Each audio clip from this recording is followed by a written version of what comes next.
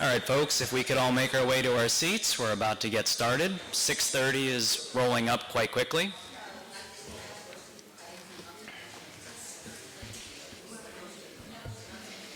All right, can everybody hear me in the back? Okay, thumbs up? All right, fantastic. Welcome to the Historical Society and tonight's program. We have another fantastic author back to give a talk. But before we get going, I'd like to make a couple of announcements. And I want to ask the question, where did the month of May go? Seriously. We've had an absolute blast. Our volunteers and you, our guests, joining us for all of May's programming. And we have much more planned for the month of June. So coming up, if you like tonight's talk, we have Dr. Benjamin Ford joining us on June 11th for part of the Indiana County 1776 speaker series. He'll be talking on the town of Newport. Show of hands, anybody know where Newport is? Do you remember Newport? All right, we have a couple history buffs here in the audience. Fantastic. So that's going to be June 11th. Following the next day, I know I saw some people grabbing tickets. We actually have the fashion show coming up. So there's some flyers out by the front door. That is a paid event. We are covering the years 1890 to 1980. The scary thing is that in seeing rehearsals, there are items that people are wearing that I remember being in my wardrobe. Yes, and I'm sure many of you, if you attend, will see that as well. So it's kind of scary when your high school fashion becomes, well, in a museum.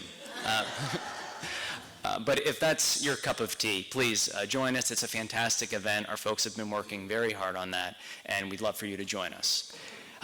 Behind me, we are actually working on our biggest event for June, the Salute to Indiana County Veterans. We have an exhibit and an event. A lot of great people have been involved.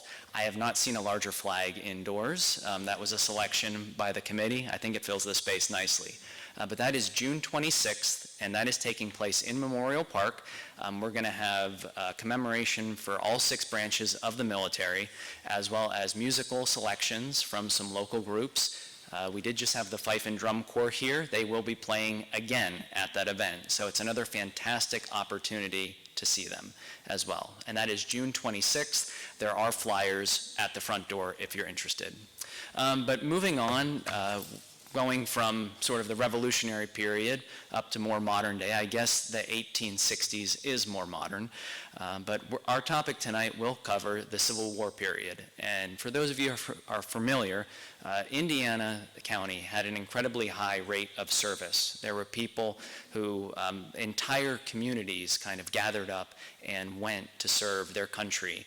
And the price was incredibly high. It was the most bloodshed that took place on United States soil historically for Americans. And the Battle of Gettysburg itself had an incredibly high death toll. So tonight, to tell us a little bit about how some of the life-saving efforts were done is author James Gindlesperger, and he's going to talk to us about his new book, Bullets and Bandages. It is amazing, despite the lack of, I'll say, medical technology, how many lives were able to be saved. A lot of guys were lost, but what they were able to do with, well, bite the bullet and drink some whiskey, and so it is amazing. So James is going to share some of those stories with us. So James, the floor is yours. Everybody, please welcome James Gindlesperger.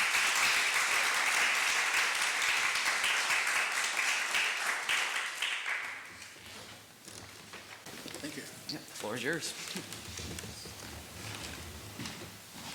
Well, thank you all for coming tonight.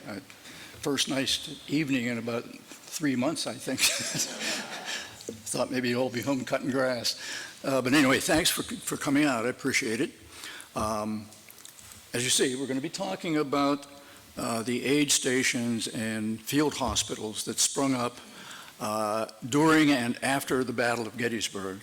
Some pretty interesting stuff that you may not have heard before should come out tonight. Before we get into those particular specifics, though, I think it might be a good idea to at least touch on the state of medical treatment and medicine in 1863. It was not what we expect it to be today, obviously. And this is a typical medical school. There were about 50 medical schools across the country. Not what we expect medical schools to be today. No admission standards.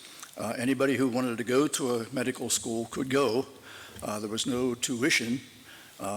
They paid an admission fee for the tickets to the various classes that they took. They took 5 courses over a 6-month period. The first one was anatomy. They took chemistry, pharmacology, surgery, and finished up with women's and children's diseases, which really wasn't real beneficial on the battlefield, but it was all part of the curriculum. After 6 months, they took a couple-week break. They came back for another 6-month term, took the same classes again, because the thinking was the best way to learn is to repeat it. So they took those 5 classes twice, and they were doctors. So it kind of explains a little bit about why we had 700,000 people die during the Civil War. But this was how you became a doctor. If you were lucky, you knew somebody who was also a doctor, and when you graduated, quote, you could maybe get an internship or an apprenticeship. Most people didn't know doctors because there weren't that many of them, so it was pretty much on your own, set up your shingle and start treating patients as soon as you were out of medical school. So this is what a good aid station looked like. It had a tent, so the person was protected from the weather a little bit. You can see the doctor there on the left with the apron on. Looks a little bit like a butcher, but he was a doctor. The treatment he got, there was no idea that sepsis could occur from bacteria. They didn't even know what bacteria was at that point. So when a patient was done being treated, he was moved off the table, next patient came on, and in the process of doing that, the doctor would wipe his scalpel off on his apron or his pant leg, just to clean it off, of course. You can't have a dirty scalpel, right? You can see those buckets in the background, right there. Those were used for 2 things. He could, every once in a while, he'd go over and rinse his hands off because they'd start to get pretty sticky. But he would then go back to treating the next patient. They were also used to rinse out bandages because they had to be reused. So it kind of gives you an idea of how things were in terms of the treatment. It also explains why many soldiers refused to go for medical attention. They knew what was going to happen, and many of them said, if I'm going to die, I might as well die where I'm happy. So they didn't go for medical treatment unless they really had to. This was the waiting room. You can see it was a little bit crowded. This was a typical hospital situation. It was on a farm. You can see tents in the background that were used for convalescence maybe, or there might be an embalming station there for obvious reasons. But these people all in that area were either awaiting treatment or eventually waiting for triage, which was not, they did not have triage until Jonathan Letterman came along right around Gettysburg and started a whole new hospital system, which is still used today, by the way, in many cases. He was considered the father of modern battlefield medicine. These were the nurses. Nurses were all men. When we think about it, it makes sense. This was the Victorian era. They didn't want to have women see men with no clothes on, and you had to take their clothes off to treat the wounds. So women were not allowed to be nurses in the Army, or in the medical treatment of wounded soldiers. So they used men. Now, they're not going to take able-bodied men who could be off in the field fighting, right? So they took convalescing soldiers and turned them into nurses. Very little training. Sometimes they took people who really weren't very good soldiers to start with, got them out of the way. We'll make you a nurse, and we don't have to worry about what you're going to do on the battlefield. One of the doctors said, all our nurses are either too old, too weak, too drunk, too dirty, or too bad to do anything else. So that pretty well sums up. Any nurses here? Sorry. You've improved considerably. My mother was a nurse too, so. But that was the state of affairs in the medical field.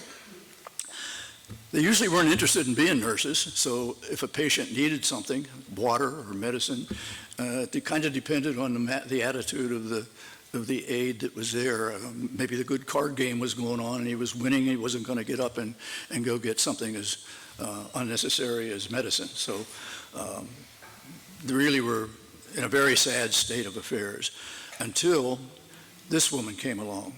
Anybody recognize her? Dorothea Dix. Dorothea Dix. Took her several months to convince the Department of the Army that women could do the same job as the men in nursing, and it would free up some men to fight. And finally, Edwin Stanton agreed and allowed her to develop a Department of Nurses for the Army. She had a very, very strict set of rules for the women that came and applied to be nurses. She was very difficult to get along with. Some of her rules, she said, nurses have to be plain looking. We don't want pretty nurses because they're too distracting. So you girls it didn't apply. No dresses other than black or brown. If you came in a blue dress, you weren't going to get the job because that, again, made you too attractive. This is one of the few rules she had that made sense. You had to be available either day or night because you don't get to pick when you're shot, right? So you may be needed at 3 o'clock in the morning. You had to be available. No hoop skirts, no hair and curls, no bows, no jewelry, nothing to make you look attractive. Again, going back to that first rule, you had to be plain looking. Couldn't be less, you had to be more than 30 years old. Same reason. 29 years and younger, you were too pretty. And these were her rules, and she enforced them. Lost a lot of good nurses. Cornelia Hancock, people like that were very well thought of as nurses and became very well known in the Civil War. Clara Barton, people like that. Did not qualify to be part of Dorothea Dix's nursing corps. Only Protestants. She was a strict Protestant Episcopalian, and it caused a lot of conflicts, as you can imagine, particularly when the Sisters of Mercy came from Emmitsburg, Maryland, to help treat the wounded. A lot of headbutting went on, but she would not bend. All that got you 40 cents a day in pay, and any rations that you could eat. So, pretty attractive job, right? The doctors couldn't get along with her. Nobody could get her. They called her Dragon Dix. Some of them called her the dictator in a petticoat. And those were the nice terms that they used. Some of the nurses that worked for her come up with even more colorful language. Self-sealing can of horror wrapped up in red tape. So, that's what you were going to get if you were wounded in battle. So the nursing corps was very controversial. So most of the wounds during the Civil War, and as we know, most of the fatalities, most of the deaths in the Civil War were from illness, right? You knew that? About 2/3 of all the people who died during the Civil War, not just Gettysburg, but in all the battles, or the entire 4 years of the war, 2/3 of them were from illness. And as I just told you, you can probably see why. That the treatment was very rudimentary. But most of the wounds were caused by the mini ball. And the mini ball was a soft lead, relatively slow moving for a bullet. I mean, it was still fast, but it was slow moving. And the thing on the left that you see there is after it contacted flesh, it would expand, it would start to tumble, and it would do a tremendous amount of damage. This is a typical mini ball wound, a fracture of the bone. Time was of the essence to doctors. You saw all those people waiting for treatment in that barnyard, and there were very, very few doctors, so everything had to be done quickly. They didn't have time to do much to treat a fracture, especially one like this. So it was an amputation. A good doctor could amputate from beginning to end of amputation, do an amputation in 12 minutes, including administering the anesthesia. So they moved them along. The doctors themselves, 24, 36-hour shifts were very common. Many records of doctors falling asleep in the middle of an operation, dropping across the body of the person they were treating. So amputations had to be done quickly. They didn't have time to try to set a bone. Most of the amputations over the years after the war never healed completely. Many of them became infected, developed gangrene, which contributed again to more fatalities. Many soldiers who had amputations complained till the day they died that it never quit draining, it always hurt. So this was the typical treatment for a fracture, which was very common with the mini ball wound. As I mentioned, Jonathan Letterman came along and changed the entire system. He got rid of nepotism. No longer would somebody's nephew become a doctor in the Army, or at least not in an official capacity. Had to be qualified. He developed the ambulance corps. Up till that time, originally, it was when a soldier was wounded, it was up to him to find a place to get treated. Then they started putting an ambulance crew together, but it was just whoever was available to carry a stretcher, and there was nothing organized about it. Letterman developed ambulance crews, and everybody had a specific job to do, and they were trained, so it did speed things up. Of course, it was hard to get ambulance crew because they weren't armed and they were out in the battlefield while things were going on, so many of them were wounded themselves. He also developed a triage system, which is used today. If you go to an emergency room, you're going to be triaged, and it's all goes back to Jonathan Letterman. He developed a 3-hospital or 3 treatments area, or levels of treatment, and this was the first one. It was just a rudimentary first aid type aid station right at the battlefront. This happens to be the 32nd Massachusetts. You can see a plaque there on that boulder. This is that plaque. You can see it a little better. You can read it. It was a portable type system, so it was actually very efficient. As the battle would move back and forth, the aid station could move with it. So it gave very quick treatment, but very basic treatments, first aid, basically. There was no extensive medication administered. There was no amputation type of surgery or anything like that. It was wrap it up with a bandage. And if you could go back to the battle, you were sent back to the battle because it was right there. Or if you couldn't, you were sent to phase 2, the field hospital itself.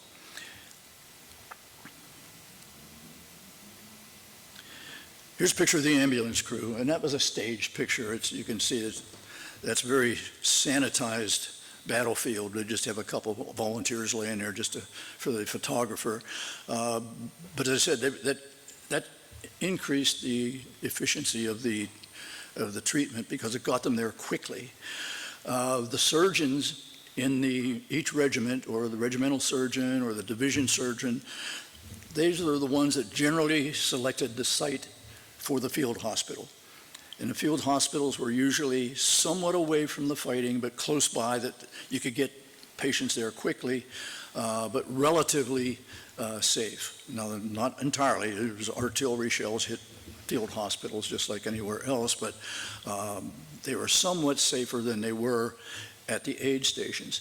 So they looked for places that were, as I say, close to the fighting, but not too close. Large area, somewhat accessible, and you can see here's a wagon path there, you might want to call it. An open field. They preferred a place that had water. So they would try to get a place near the water for treatment and for the somewhat comfort of the patients. And they liked places like barns for obvious reasons. They were secure, more secure than a tent. Got them out of the weather or out of the sun, and they had straw. And the straw served 2 purposes.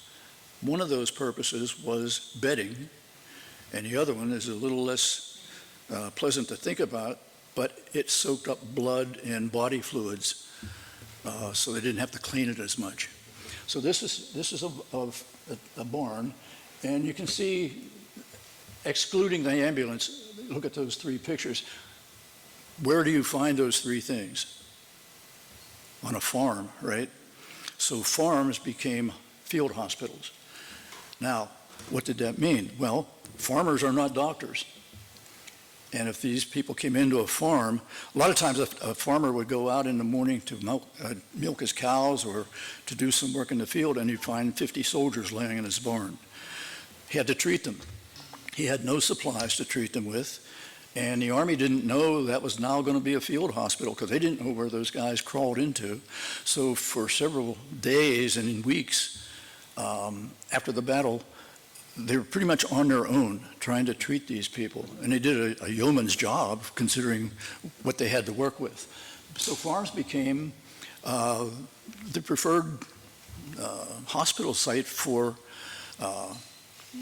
the military, as long as they weren't in town. Now, in town, they ended up taking churches, schools, houses, and whatever they had available to them. So these are some of the farms that became hospitals out of default.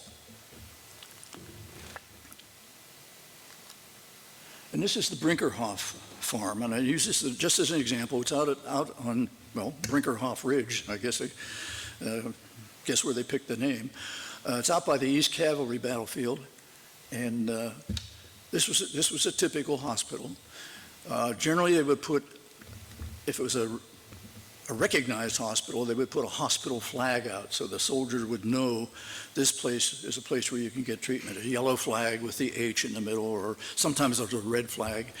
Places like this didn't have flags, so they used Mrs. Brinkerhoff's yellow dress or red dress, whatever they could hang out in a window to say, you can come in here. So this was a typical non-official hospital. Eventually they started getting some supplies, but took a while to get to it. This is Camp Letterman. In November of '63, this is about, 5 months after the battle is over, they consolidated a few hospitals that were still open in the farms in the surrounding area, brought them all into one place, named after Jonathan Letterman.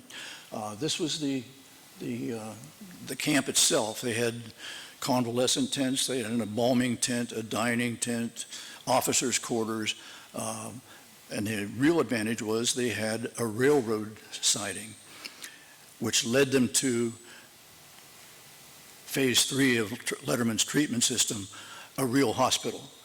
So when these people were able to be moved, they were put on a train, sent to either Baltimore or Washington or Philadelphia from Gettysburg. Now, it depended on where the battlefield was, but those were the three cities that mostly handled Gettysburg injured. And they handled for Union and Confederate as well. There was also a cemetery there, by the way. It had 400 burials. Those of you who have been to Gettysburg and have gone out York Road probably have seen the sign for Camp Letterman, which is all that's left. There's now a shopping center sitting on there and a housing development, and there's not much left that you can tell that it ever was a very important part of the Battle of Gettysburg. So let's talk about some of the facilities that became houses, or became hospitals. This is the David Bueller House, sits on Baltimore Avenue, Baltimore Street, right up from the square.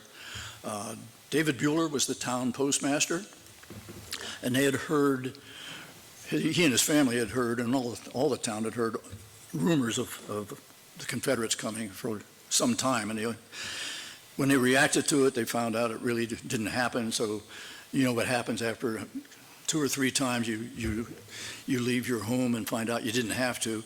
The 4th time you decide, I'm not going, and that's when it happens. And that was kind of the case here. David Bueller was not going to leave until he looked out his window one day and saw Confederates walking down his street. As postmaster, he felt very responsible for all the papers that were at the post office, government papers, government documents. So he took a satchel, went to the post office and gathered up everything he could take and skedaddled to New Jersey and saved all those papers. He had relatives in New Jersey. That was the good news. The bad news, he left Fanny, his wife, and 6 children behind. Bruno, their dog, and everybody asked about the dog. The dog was fine. And the black lady who was their house servant. She disappeared. She had heard the stories, and they were all true pretty much, that the Confederates, all the blacks that they found, they would capture them, march them back to either Maryland or Virginia and sell them into slavery. Some of them had been escaped slaves, some of them had been born in the North. It didn't matter. She wasn't taking any chances, and she disappeared, and the Buellers never saw her again after that, but they do know she was safe somewhere. Mrs. Bueller, Fanny Bueller, started putting food out on the steps there for whoever needed it, Union or Confederate, and she was very neutral about it.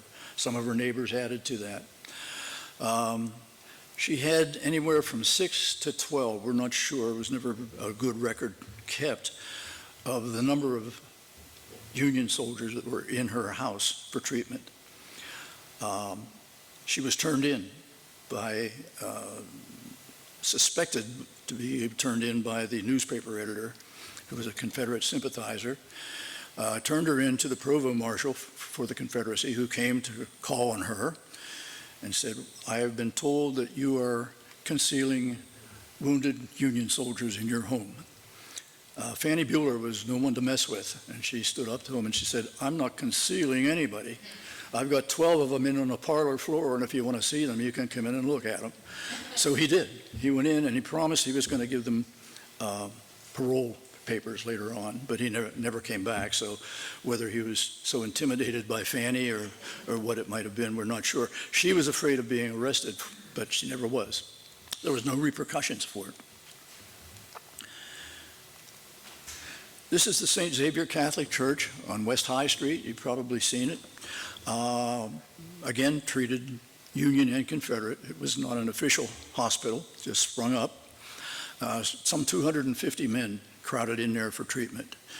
Got so crowded they took out every other pew to open space up.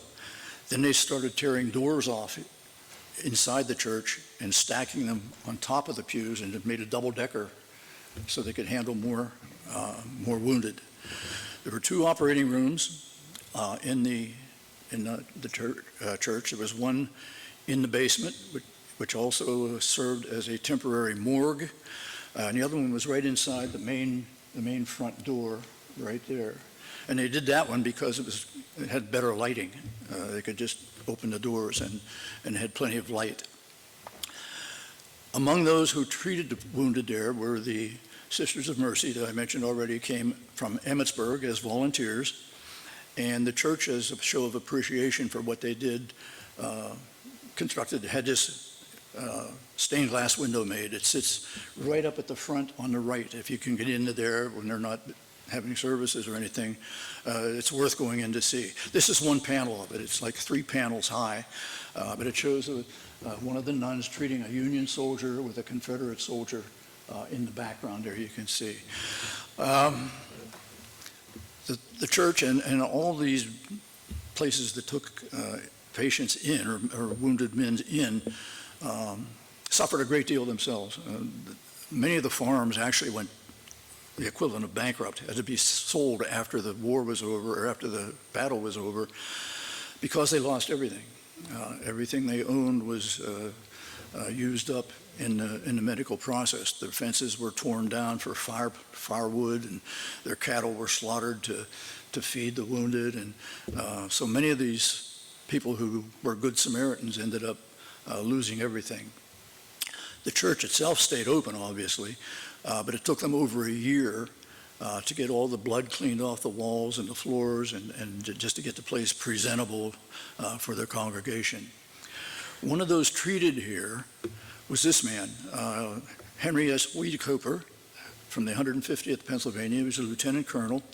He was wounded out near the McPherson farm on McPherson Ridge the morning of the first day's fighting. His arm was basically blown off. It was hanging by just a tendon. He couldn't use it. It was just flopping around.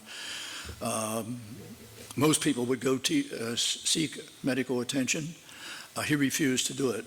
He said, "We need everybody we can get." He said, "We don't have enough officers. We don't have enough people to fight. I can't leave."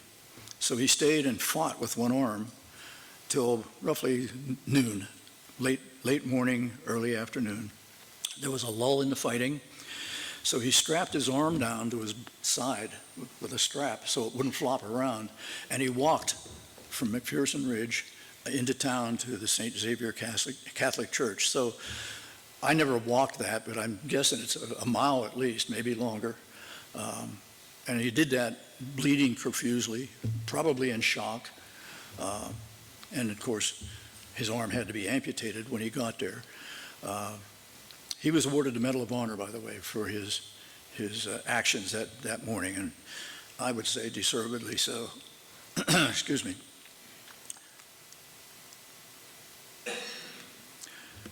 This is the David McCreary house. It doesn't exist anymore. This is an old picture. David McCreary was a widower. He had several children. One of them was a young teenage boy named Adolphus. And Adolphus was like all teenage boys. He was fascinated with what was going on, including the fighting. And he would go up on the roof and was often up there when the shooting was going on. And sometimes he was very close to being wounded himself. Of course, he would duck back inside. And he got to be friends with some of the Confederates. This was a Confederate hospital, by the way. Became friends with some of them. And he said he learned to recognize who was doing the shooting by the sound of the shell that was coming in. He knew whether it was a Union shell or a Confederate, so he got pretty good at what he was doing. He kept a lot of written records, which exist today, and were very valuable to historians who were trying to piece together what all took place. Much of what I'm telling you, someone else did the legwork on it, put it all together in the 1870s, and included it all in the records that are kept at the Visitor Center or one of the museums in Gettysburg. But this is the McCreary House, and it's sat on Baltimore Street, right in the heart of the town where we know the Confederates pushed the Union troops back from McPherson Ridge the first day and set up a barricade on the streets, and this was right in the heart of all of that.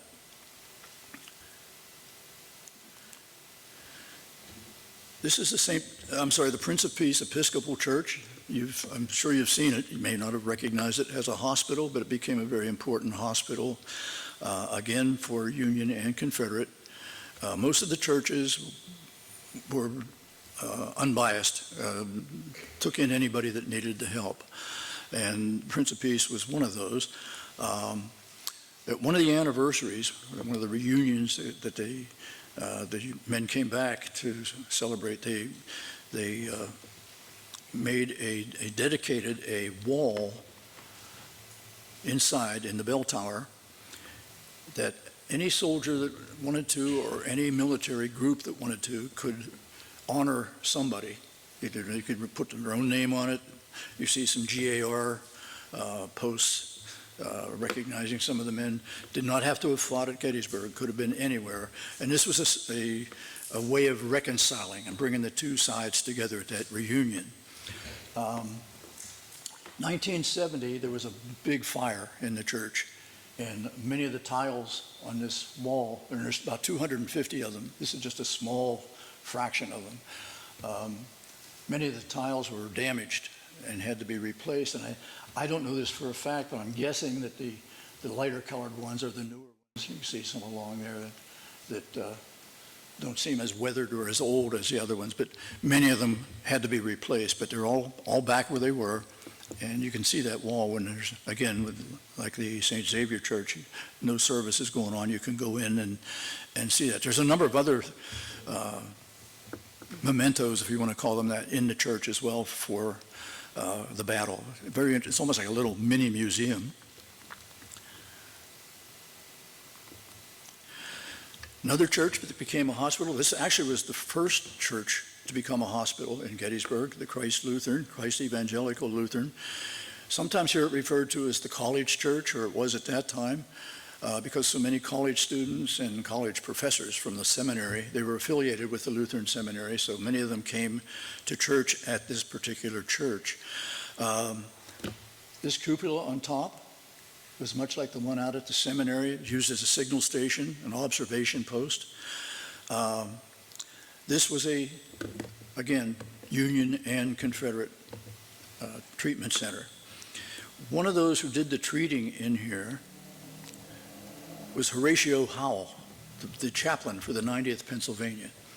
And he had done what many of the nurses and the surgeons had worked for many, many hours. And he stepped outside onto this portico just to get a little bit of fresh air. And when he did, there was a Confederate soldier walking past, and he saw him in a Union uniform, and he had a ceremonial sword on his belt. And the soldier said, "I demand your surrender." And Howell said, "I'm a non-combatant. I'm not in battle. I'm not going to surrender." And this was non-negotiable with the Confederate soldier, and he shot him and killed him. And you can see at the bottom of the steps, he rolled down the steps, right there. You can't see what it is. I'll show you on the next slide. The 90th Pennsylvania put this little marker up saying this is where Horatio Howell was cruelly shot dead on these steps. And that was the Christ Lutheran Church.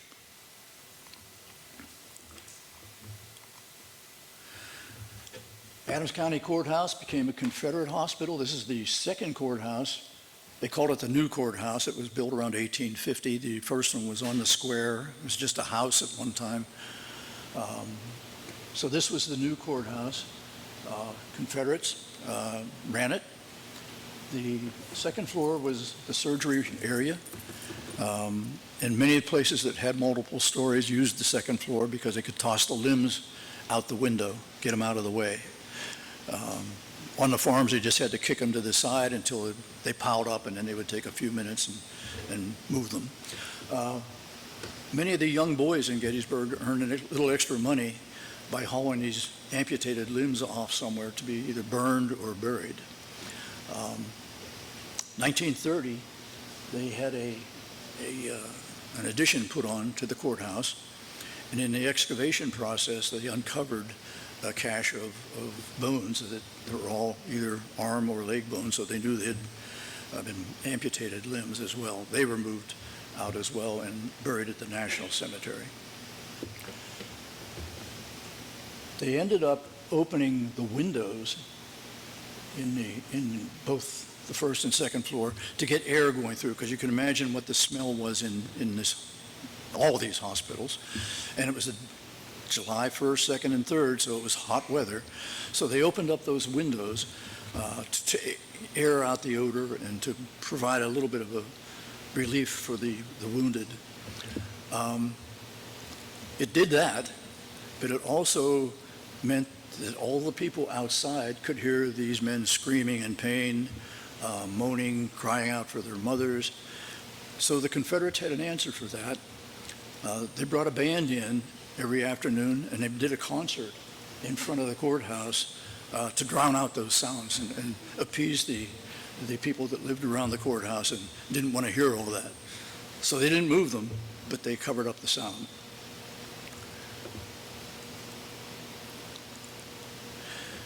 This is the Jacob Weichert farm out on Tawnytown Road.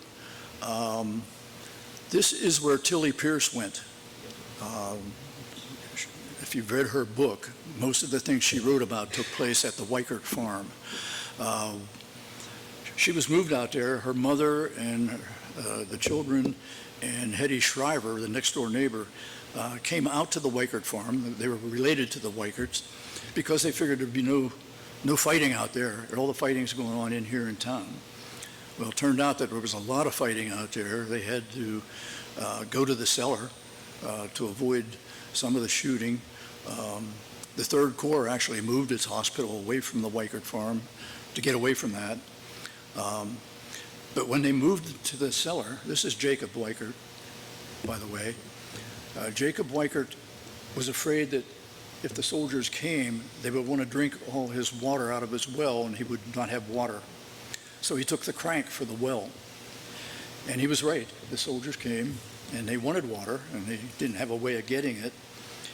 And a soldier from Michigan turned his gun on Jacob Weichert and said, if the crank doesn't show up, I'm going to shoot you. And miraculously, the crank showed up, and Weichert was right. They drained his well, but they did have water. Mary Tepe, French Mary, you may have heard of her, was one of the nurses there as well. Patrick O'Rourke, O'Rourke's Cafe. Patrick O'Rourke was treated there. There were about 100 burials in the field across the road from the farm there. And Tilly Pierce wrote extensively, I said, about her experiences as I can't remember the name of her book, Things a Young Girl Saw or something like that. If you've read it, you read about what happened at the Weichert farm.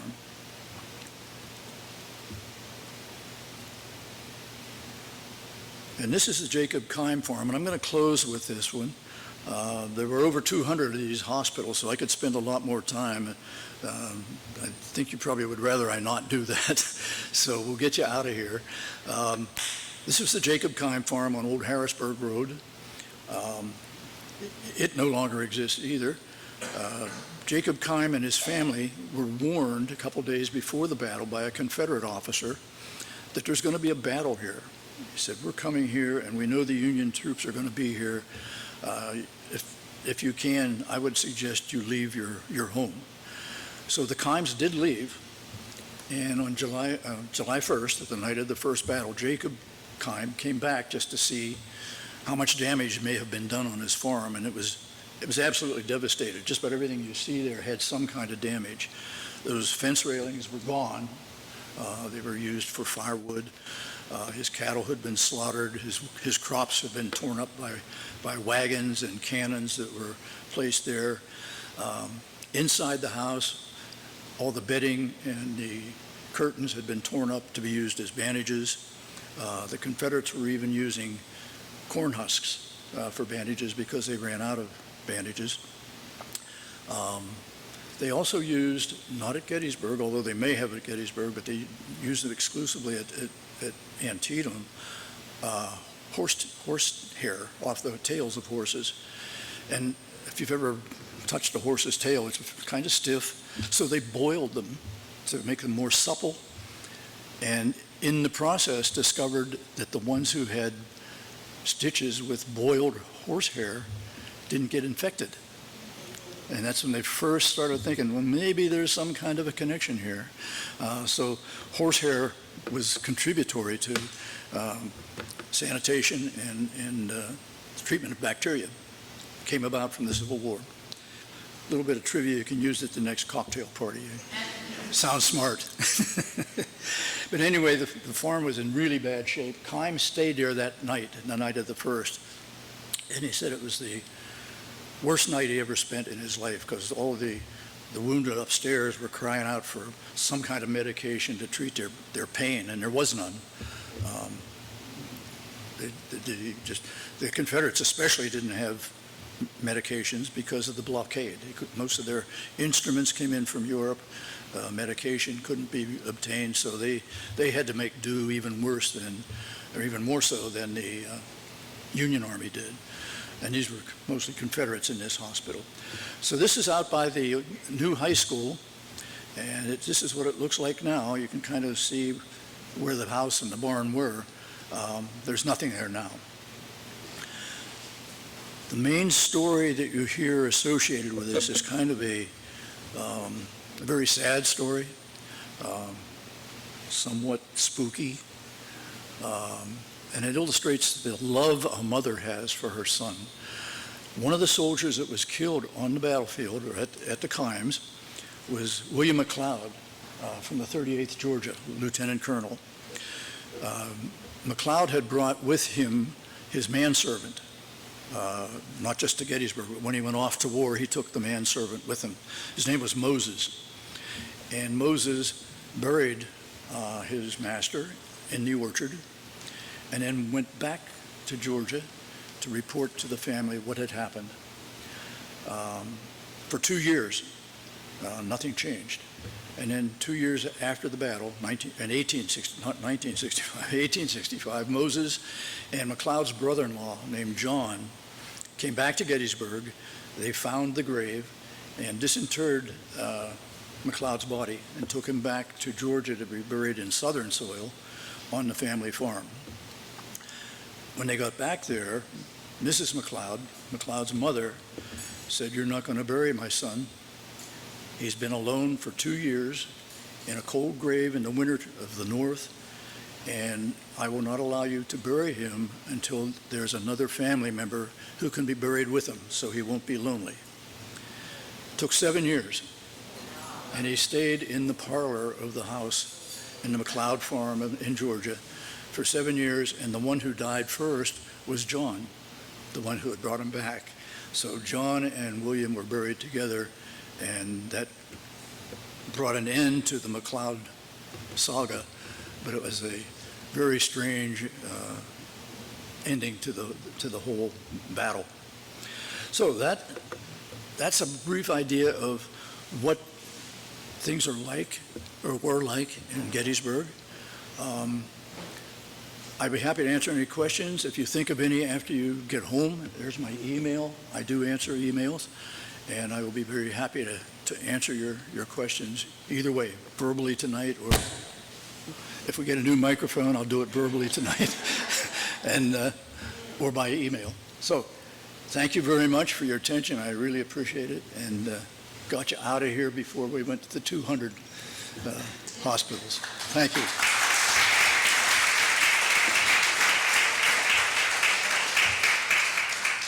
Thank you very much. Anybody have a question? Yes. Yes, so my question, when women applied to work the addicts as nurses, did they come with any kind of limited formal training, or were they just people on the street? Both. Some were nurses, but as we know, there weren't very many female nurses to start with.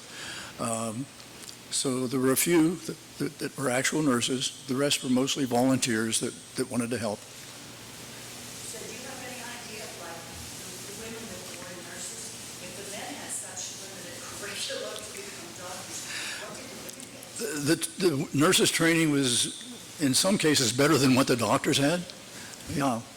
Not universally, but there were many of the nurses that were very good at what they did. The duty of a woman nurse, in addition to treating, she wrote letters home for the wounded, but they couldn't write. They would dictate. She prayed with them. She sat with them. In many cases, that was the last person the soldier had contact with before he died. So the female nurses had much more compassion, as you can imagine, particularly after you heard the requirements for the male nurses. They were either drunk or whatever. The female nurses were much better nurses, but there weren't enough of them. Yes? Was there any female doctor then? There were very few doctors, very few doctors. No female doctors. No female doctors. No. There may have been some. There were none on record at Gettysburg. Anybody else? So did the North provide any type of drugs to They did. They had morphine, okay. and they had whiskey. That was pretty much the one that they used more than anything. So what about, is it laudanum? Is that how I say it? They did have that. Very short supply. That was a mixture of alcohol and opium. Yeah, I was thinking cocaine. I knew that wasn't right. Yeah, opium and alcohol was a mixture made laudanum. They had some of that,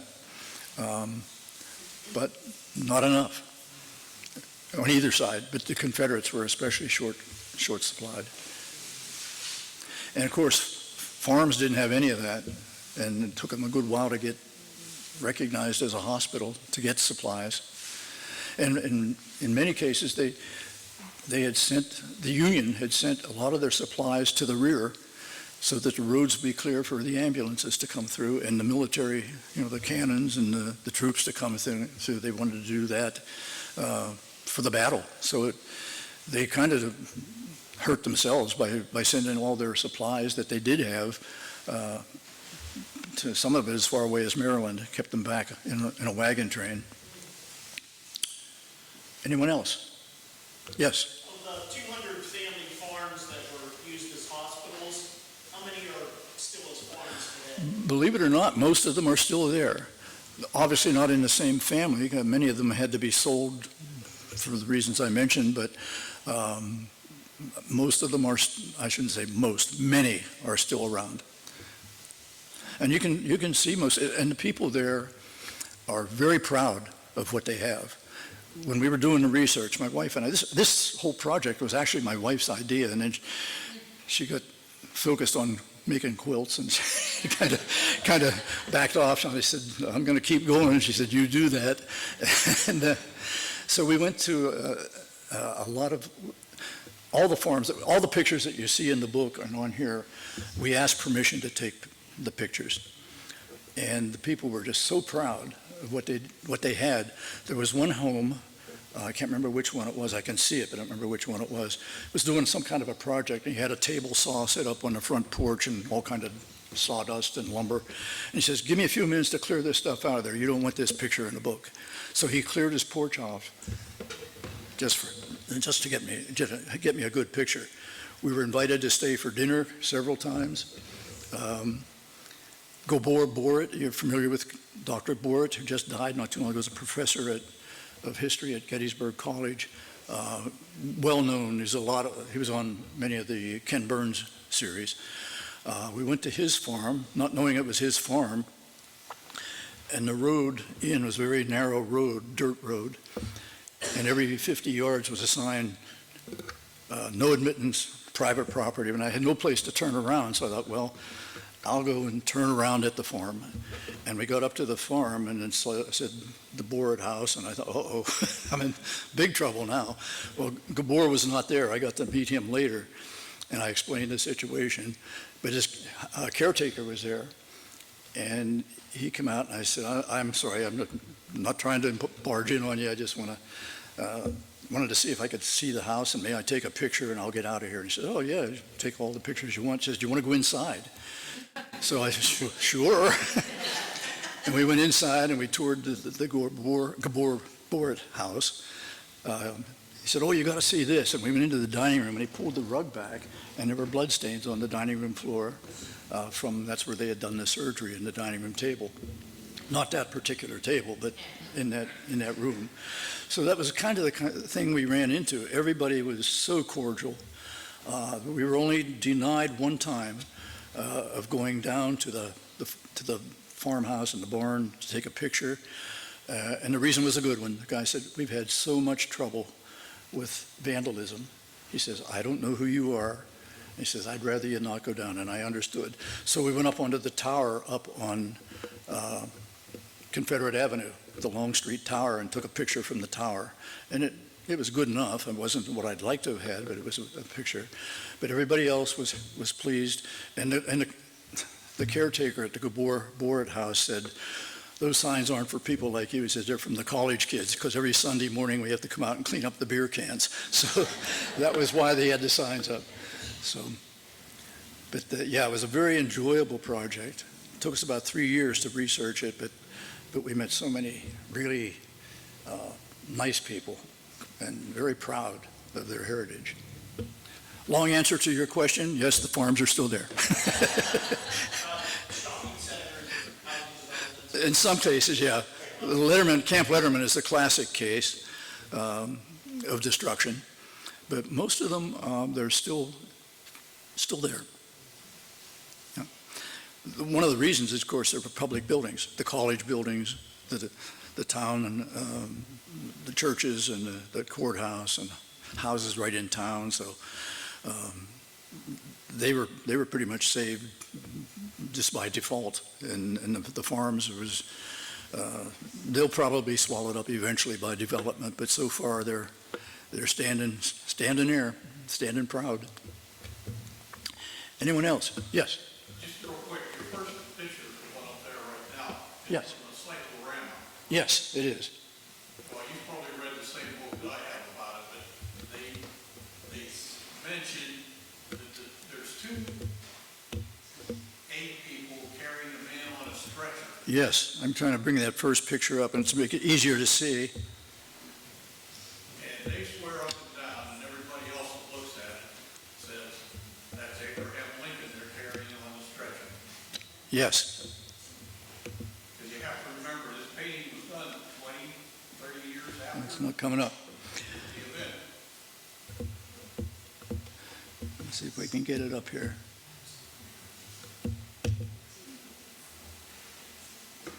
Yeah.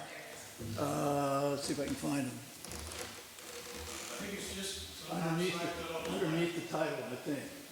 or maybe it Oh, no, right here. I think this is it here, isn't it? Is that a stretcher? I believe it is.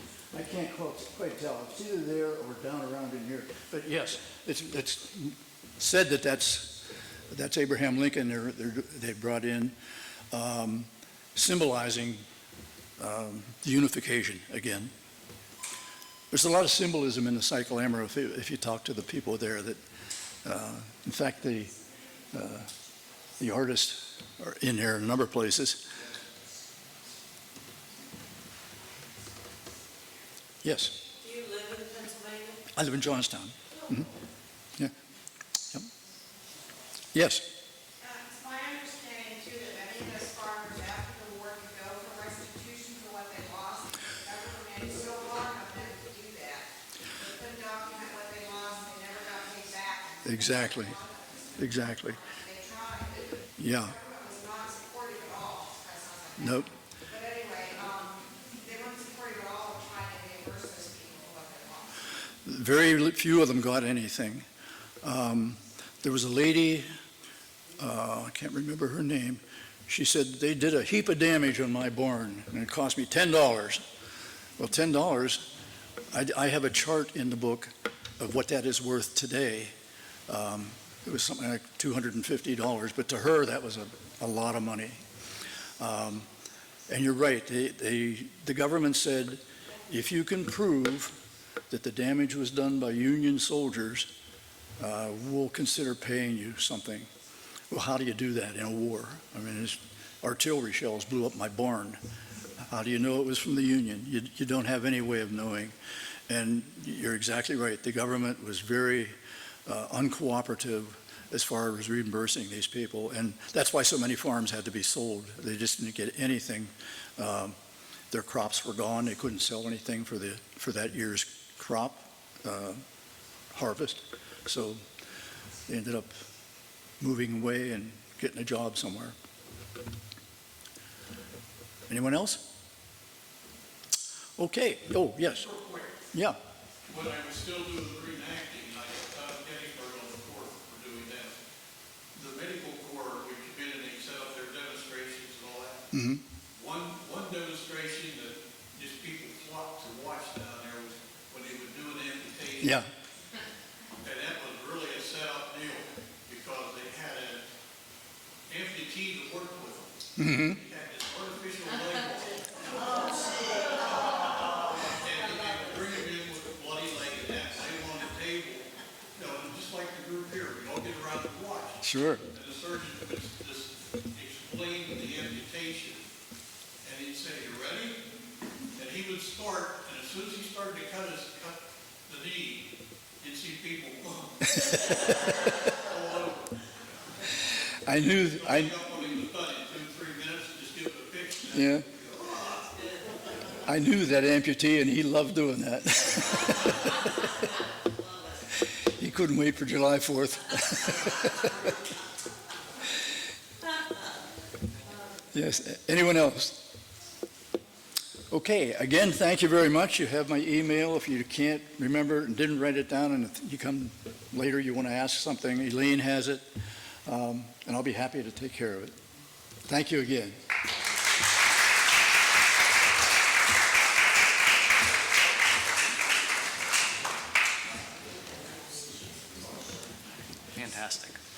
Oh, thank you. I'll get this out of here for you so you can, Sure, perfect. thank you. Thank you. So, that was fascinating. If you look to my left, we actually have a table set up over here, and James has brought many of his books. I highly recommend Escape from Libby Prison. That is the book that he spoke on last time he was here. So James will be selling books if you're interested, and our program committee has also put together some refreshments for after the program. So thank you for joining us tonight, and have a good evening.